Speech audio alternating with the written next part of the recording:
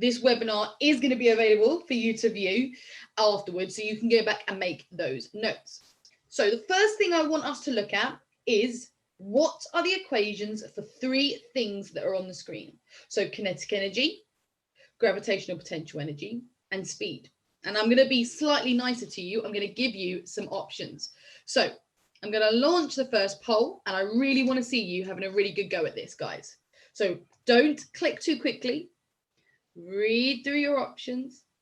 Where there's letters, think about what those letters stand for, okay?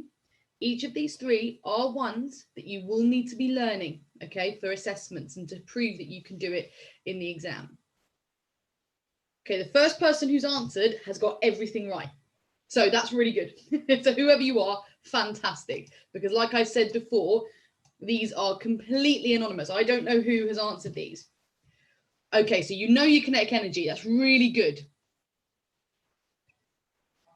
Okay, we're getting there. Really good. So all of you have voted. So let's end that polling and let's go through the results. So 100% of you know that formula for kinetic energy. And that is really, really important because it's the hardest one. And so if they're going to ask you grade 4 and grade 5 style questions, they're going to ask you about kinetic energy. The second one, the majority of you did get that one correct.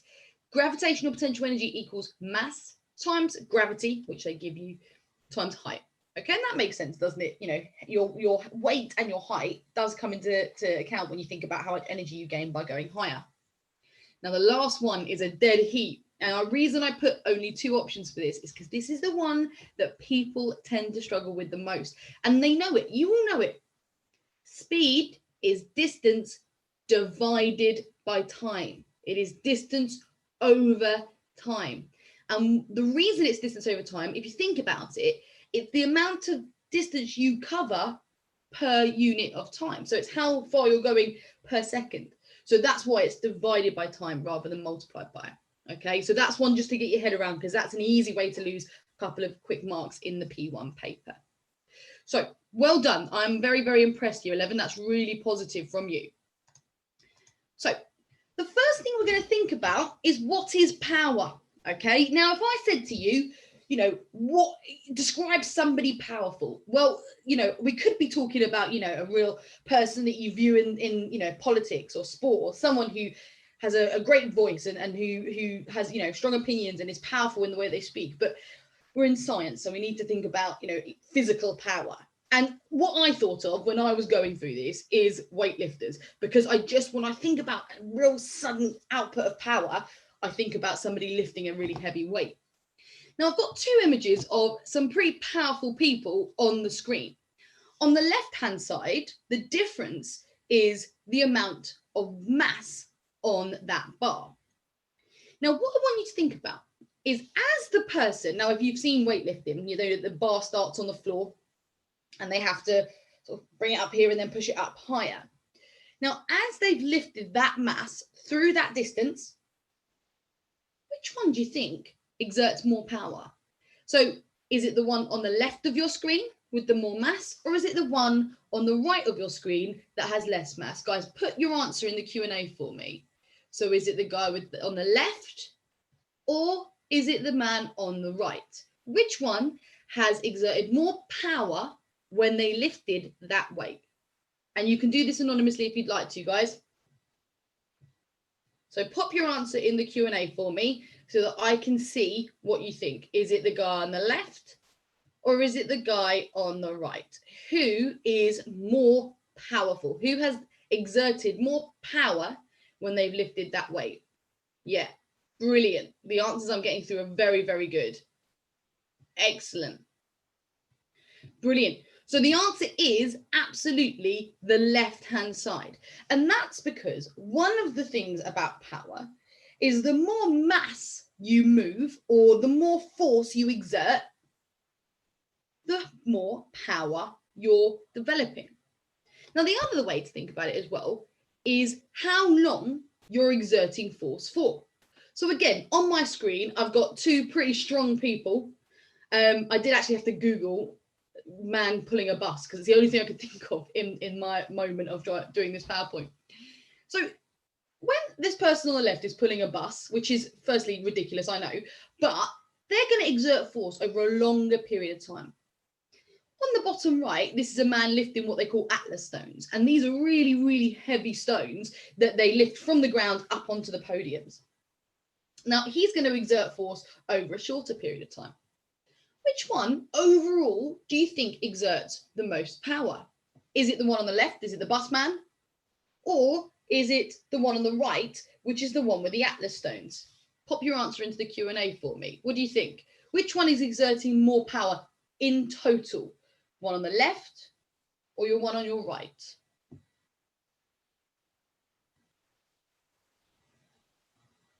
Okay. So the answer is the one on the left. Fantastic, guys, who are answering the Q&A. Even if you're anonymous, it doesn't matter. At this point, it's good to see you taking part. So the one on the left does exert more power. And that's because there's force, there's work being done over a longer period of time. Okay, and that's what we're going to move into now, our equations for power. So power is what we call the value for the amount of work done or energy transferred in a given amount of time. So how much you do, how much work you do, or energy you transfer in a given amount of time. And power equals work done divided by time. Okay. Now, the units of power are watts, so that's W for watts. Work done is measured in joules, so is energy transferred, and time is always measured in seconds. Now, I want you to think about that, because when we do equations in a little bit, one of the things that you're going to have to be aware of is that when you are looking at a question where they're asking you to calculate power, if they give you time in minutes, you must convert it to seconds. Remind me, year 11, what do I have to do to go from minutes to seconds? So if I've got 2 minutes, how do I get that into seconds? You're gonna have to use the Q&A, guys. I'm hoping you're shouting at your screens, obviously. So I've got 2 minutes and how many seconds? So what am I gonna have to do? Yeah, fantastic. So I'm going to times it by 60 because there are 60 seconds in 1 minute. And so therefore in 2 minutes, there would be twice that number, which would be 120. So that's just an example for you.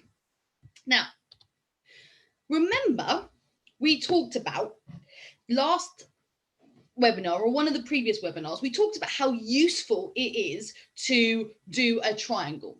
Okay, and a triangle in this case helps us rearrange the equation. Now, I don't know about you, year 11, but this was something I struggled with when I was in year 11 myself. And when I was under pressure in the exam, I found it hard to remember how to rearrange the equations. So if you can remember how to put it in a triangle, you are set. Now, the way to do this, you draw your blank triangle. And then you look at the equation. You have to remember the equation because if you don't remember the equation, you can't put it in a triangle. But you look at your equation and you think, right, if two things are multiplied together, then they will go on the bottom. But here we don't have that. We have work done divided by time. Now, this line sometimes is called divided by, but sometimes we say over, don't we? Sometimes we say work done over time. So if it's over time, well, it must be on top. And so we put the one that's over something else on the top of the triangle. Okay. So in this case, work done goes here. Now let's put the other two in. Okay. And we're going to do this in a bit with a different type of formula as well. So that's how you build your triangles. And for me, like I've said, triangles are really useful for me because it means that I can use them to rearrange. Now, imagine my question said, what is power? Well, then what I'm going to do is I'm going to put my hand over the power, and I can't put my hand over it because you can't see my hand, but put your hand over power and you're left with work done over time. And that's the same as the equation here. If someone says to me, you've got a power, you've got a time, how much work was done? Well, then I'm going to put my hand over work done and I've got power and time. And because they're on the bottom of the triangle and they're next to each other, we're going to multiply them together. Okay? So that's how we use a triangle. And like I say, year 11, if you are happy to rearrange equations, brilliant. You know, that's fantastic. And, you know, you crack on with that. But if you struggle with it, as I have done in the past, a triangle is a nice way of doing it. Okay. So what I would like you to do now is have a look at this equation. Okay. I want you to say it in your head for about 5 times. You can say it out loud because I can't hear you, so I won't make fun of you. Okay. I want you to say power equals work done over time. Power equals work done over time. And in the second, I'm going to ask you to try and write it from memory in the Q&A. And I want to see everyone having a go. Okay, I don't care if you're wrong. I just want to see you getting involved. So come on, power equals work done over time.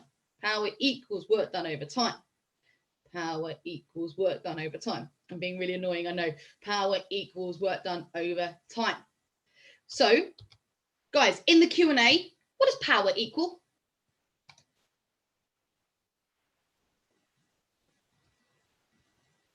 Get your typing on.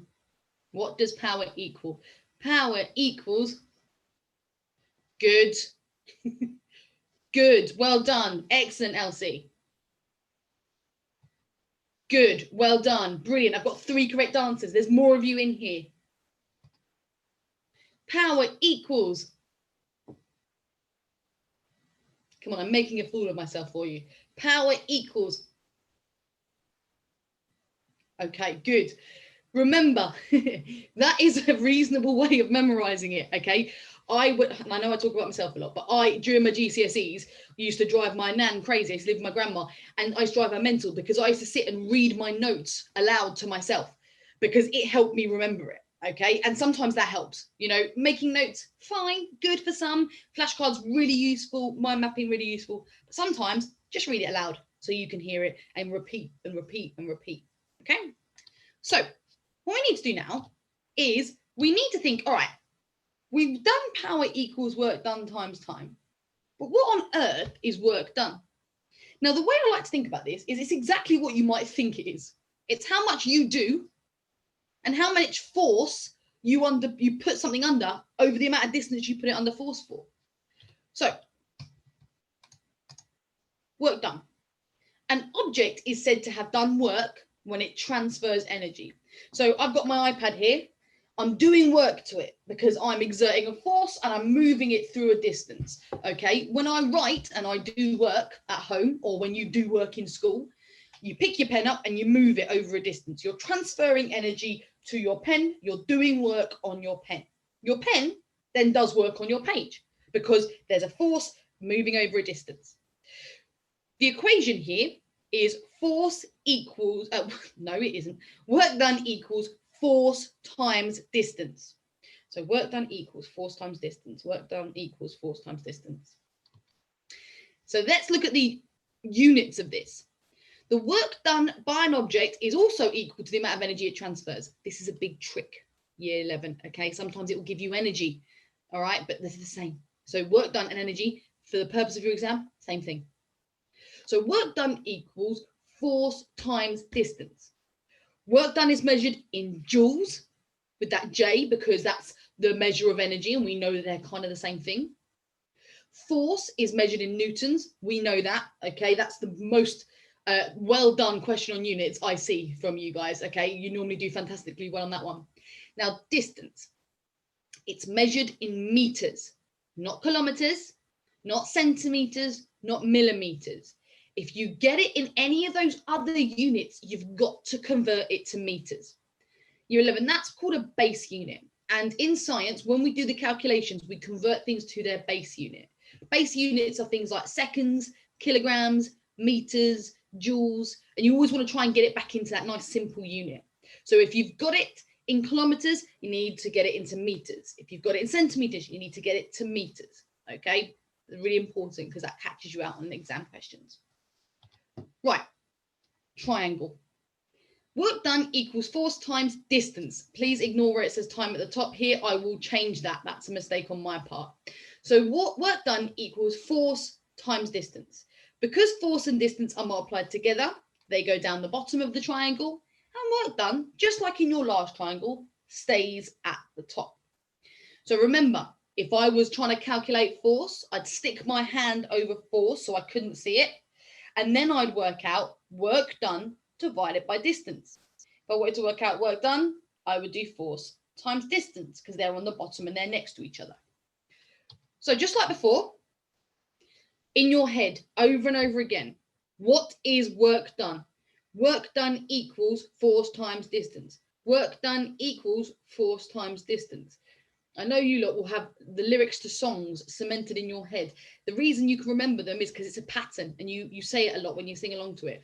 So this is kind of like the song we need to remember. Work done equals force times distance. Work done equals force times distance. I'm hoping that around Brighton, I'm hearing you echoing those words. Now, what I'd like to do in the Q&A, or if you're watching this back on a video, writing it down somewhere, what is the formula for work done? So work done equals, and pop that in the Q&A for me. So work done equals, let me just scroll. Good. Work done equals. Sorry, I'm catching a glimpse at my own face in the camera and it just looks ridiculous. Work done equals. Guys, you're brilliant, and it's so good to see you taking part. And hopefully, if you're not commenting in the Q&A, you are writing these things down, or at least saying it in your head, because we're going to have to assess you at some point at the end of this year. We're going to have to give you an assessed grade, and you will be assessed in some way in school to provide you with that grade. So this is all really, really important stuff. Okay, brilliant. Right, so on the screen, you can see a question, and I'm going to move my face because I'm covering some of the question now. Now, in this question, they are asking you to calculate power, okay? Now, this is a really simple question, and it's worth 2 marks, okay? So what we're going to do is we're going to do it together. So I hope that you have some paper somewhere. You might have your phone on you. You could do this in your phone. It doesn't make a difference to me. Just somewhere where you can write this down, okay? Because what I'm going to do is I'm going to go through it with you on the screen, and then we're going to work out exactly how to lay this out to make it perfect, okay? So we're working out power. Make sure you've got something to write with, and we're going to go through it. I'm just writing down the numbers so that when I go to my iPad, it makes more sense. Okay, so I'm just going to share with you my iPad screen and hope this works nicely. It does have its moments, year 11. Brilliant. Okay, so you should now be able to see my notes section in my iPad, which is a really lovely place to scribble things down. So in the question, it said, the car transfers 3,000 joules of energy in 20 seconds. What was the power? Well, rather than just simply answering this question, let's take it through how we would lay it out in the exam. So the first thing we want to do is we want to write down the equation for power, okay? So power, as you have said in the chat, is equal to work done divided by time. But it also equals energy transferred divided by time. So we can write either of those. So I'm going to write work done just because it's easier, because we've already memorized that. And our time is 20 seconds. So I can either draw the line for over, or I can just write 20. Oh, apologies, guys. We're writing the formula, aren't we? There we go. So time. Now, the second thing we want to do, so the first thing we do is we figure out what the equation is and we write it down. And this is true for the work that I've set you for this week, but also for the real assessments that you do. The second thing we want to do is we think, right, do I need to rearrange this equation? Now, I would only need to rearrange it if they wanted something different. If they didn't want power, they wanted, say, work done or time. Actually, we're lucky in this case. We don't have to rearrange, so we don't need to do anything there. Now, the third thing we do is we're going to stick in our numbers, okay? So we're going to write power, and you might just write your P for power. I mean, you don't have to write everything out in detail when you're doing the exam. It's not necessary, just as long as the examiner knows what you're doing. And in this case, we've got our 3,000 and we've got our 20 seconds.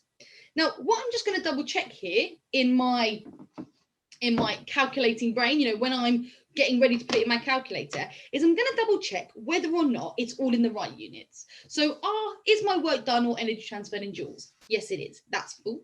That's absolutely fine. Okay. Is my time in seconds? Yes, it is. Fantastic. That's exactly what I want. So now what I'm going to do is I'm going to pop that into my calculator, because the fourth thing you want to do is work out the answer. Okay, so power is equal to 3,000 divided by 20. And I'm using my calculator, guys. You don't have to do it off the top of your head. And the answer to that is 150. Now, the fifth thing you do when you do these questions is you think, what is the unit? Now, in the exam, sometimes they give you the unit, okay? So you don't have to do this, but it's always good to have this process in your head. Now, don't worry if you don't remember this yet, because I just showed it to you, but the unit of power is watts. And the way to remember that, guys, is if you think about it, your light bulbs have a power rating that's given to you in watts, okay? So that's a really nice way of remembering it. So the unit is watts. If I can get my pen to actually work. There we go, watts. Okay, so that's your answer. And that in the exam could be 3 or 4 marks, depending on how many they asked you for. If they ask you to include the unit, then the chances are it's going to be your 4 marks. If they've given you the unit, it will probably be just the 3. Okay. Now, does anybody have any questions on how I've done that before we move on to the next part of the lesson? If you do have questions, but you're not totally comfortable asking them in front of everybody, at the end of the webinar, I'm happy to send people off and then I can talk to you all in more detail, okay, if you do have specific questions. So what I'm going to do now is stop sharing this and I'm going to share my normal screen again. And we're going to look now at efficiency, okay? Now, efficiency is about how much useful energy you're making. So on the board, I'm so used to being in a classroom, aren't I? On the screen, I've got 2 images for you. On the left-hand side, I've got an image of an old style light bulb. Now, these light bulbs were not LED light bulbs. They had just a normal filament in them. And on the right, you have got a Sankey diagram, an energy transfer diagram for an LED light bulb. And LED light bulbs are known as being more energy efficient. Now, I want you to think about why that is. So why? Look at the 2 diagrams. Look at the energy transfers. These are light bulbs, remember? Why is the LED light bulb, the one on the right, why is that known as more energy efficient? Answers in the Q&A if you feel confident to, but I just want you to think, why do we think that one's more energy efficient?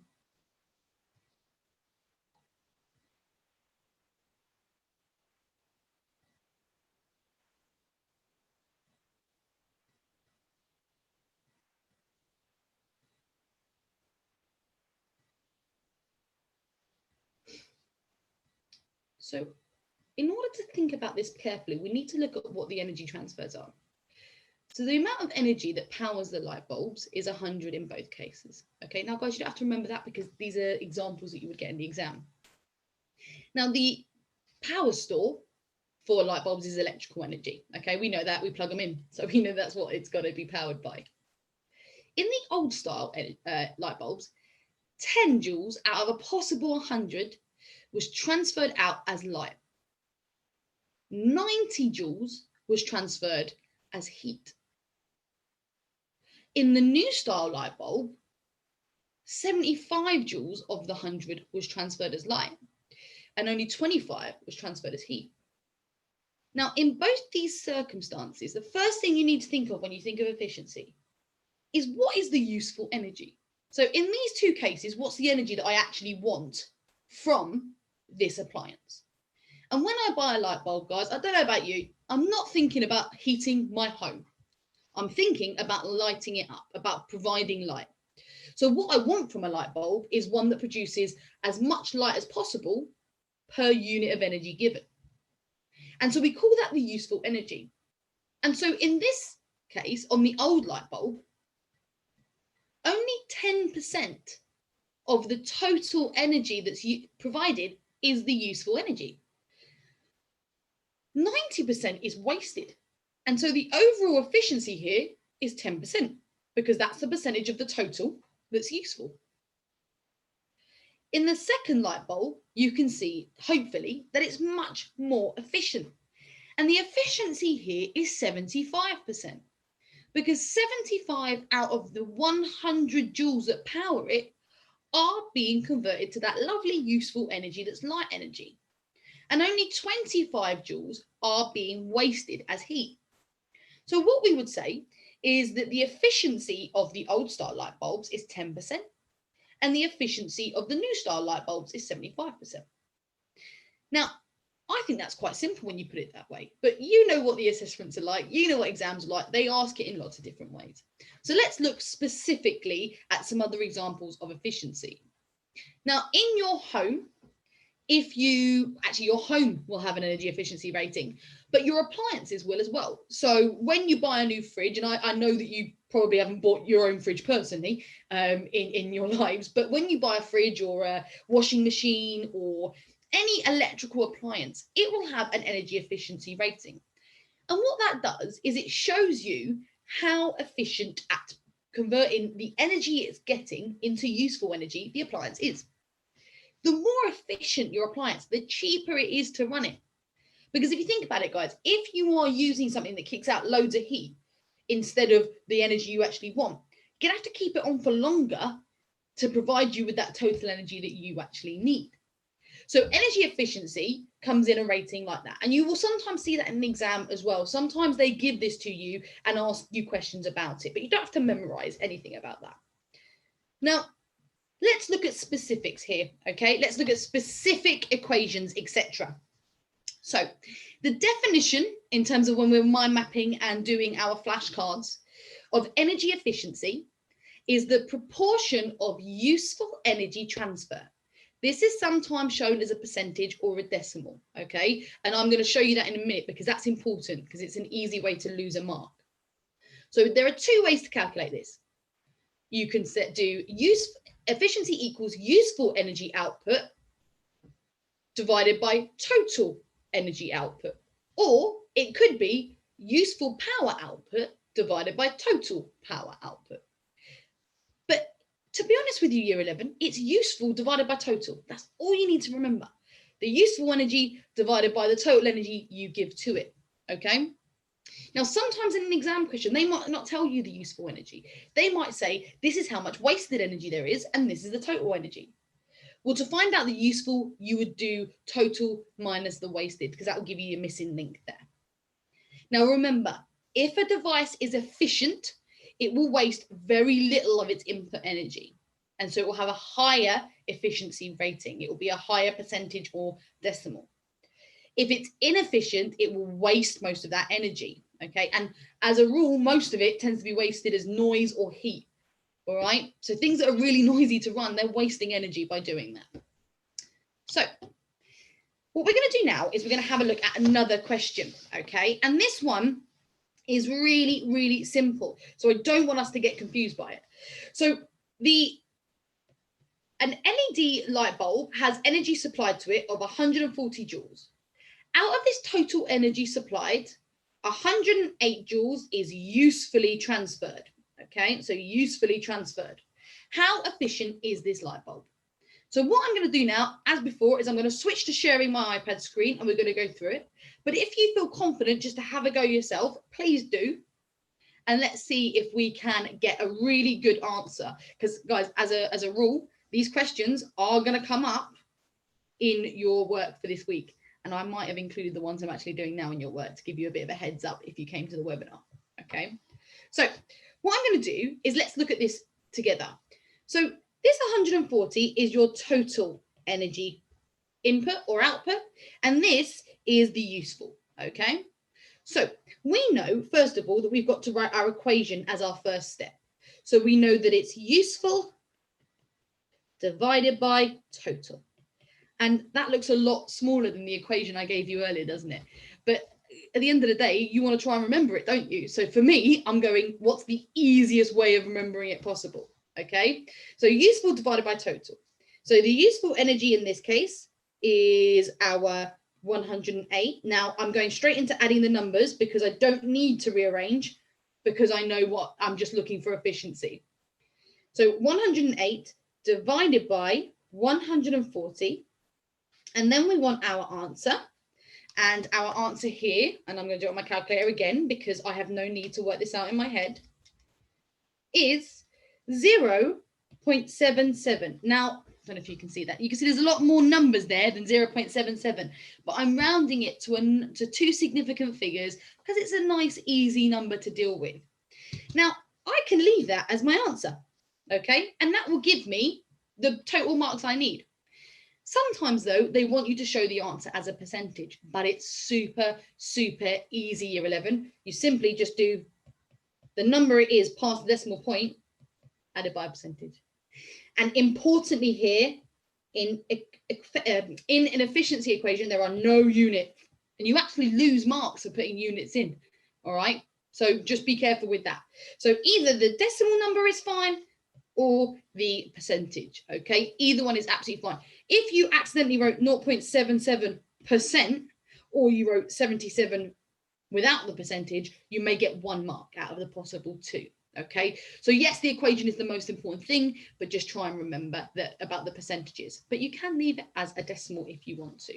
Okay, so we're nearly there now, guys. I just want to show you a few additional things.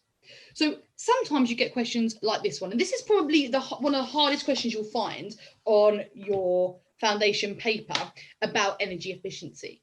So it says, explain why having a more efficient motor increases the top speed of the car. Now, if it's more efficient, it's going to produce more useful energy.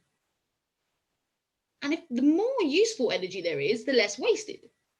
And in a car, the more useful energy is the movement energy, it's that kinetic energy. So if you're transferring more of that energy to kinetic energy, then it's going to go faster. So let's have a look at what the mark scheme specifically says.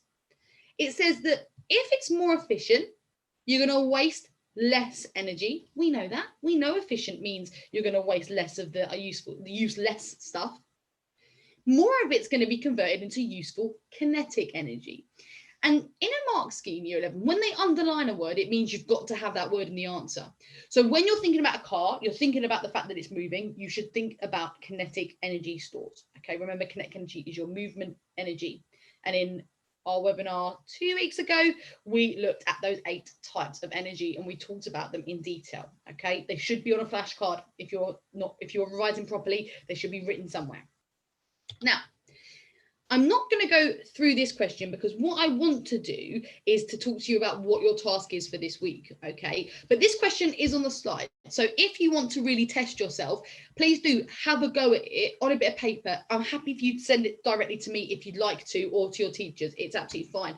It's just about comparing disadvantages and advantages of 2 different types of energy, renewable energy transfer method, and thinking about efficiency, etc. Okay, it's a 6-mark question, but it's a nice one. But that's an extension for you. This week, like I've said, you've got quiz, you've got the calculations, and then you've got some revision and additionally if you want to. Okay, now on Monday mornings at 9:05, you may have realised that in the remote learning document, you know, where you find all the links to the webinars and things, you might see that there's a year 11 foundation drop-in clinic. Now that's with me, and it's not a webinar, it's a meeting, okay? And it's a meeting where I can go through things in lots of detail with you. So you can pop in whatever time, I'll be there for the whole 45 minutes, have a go at the questions for me, see, you know, if you've got any trouble, drop into the meeting and we can work collaboratively on them together. I can answer your questions and you can leave and go away and carry on. So it just helps you if you're getting stuck, all right? Because I know that in a webinar, it's not the easiest way to do it. Now, before you go, I just want to show you what these questions look like. Apologies, I'm going to go into my Google Classroom now for my year 11s where I've posted it. So what you should have is the questions, and I'm going to click on instructions and open those questions up. Now, what I've done, because I'm super nice, is I've actually given you all the equations you're going to need. Okay, they're all on the top of the document. I've then told you to make sure you use a calculator because this isn't a test in mental maths. And then you've got some questions. You've got 5 here that are your grades 1 to 3. They don't require rearranging of equations. They just involve you putting the numbers into place. It is important that you show your working though, okay? Because if you lose marks on the answer, you may get marks for the working out. Then you've got ones that are a little bit more challenging. Some of these may ask you to rearrange. Some of them may ask you to convert your centimeters into meters or your minutes into seconds. So really pay attention to that one. Lastly, there are 3 questions here that are tough ones, okay? This top one is a rearranger, and it's one that's quite difficult, but these last 2 are your really tough ones, and I really want to see as many of you have a go, because your grade 5, that's the top end of that foundation paper, it's making sure that you can do those hard maths questions, because that's the hardest they get. Now, you've been brilliant today, and I've loved how much you've taken part in everything that we've done. What I'm going to do now is say that if you would like to go and get started on your work, you're more than welcome to. If you have any questions, though, please do hang back and ask me, and I'm more than happy to go through anything with you again. But if not, guys, please do feel free to go off and get started on your work, and then I will stop the webinar afterwards. Okay. It's been really great to see those of you that are new as well. It's been great to see you returning, and those of you giving me lots of answers too. So guys, if you have questions, please ask them. You can put your hand up or you can ask it in the Q&A. If not, I'll just end the webinar, and then I'll see some of you in the clinic on Monday if you've got any additional things that you need help with.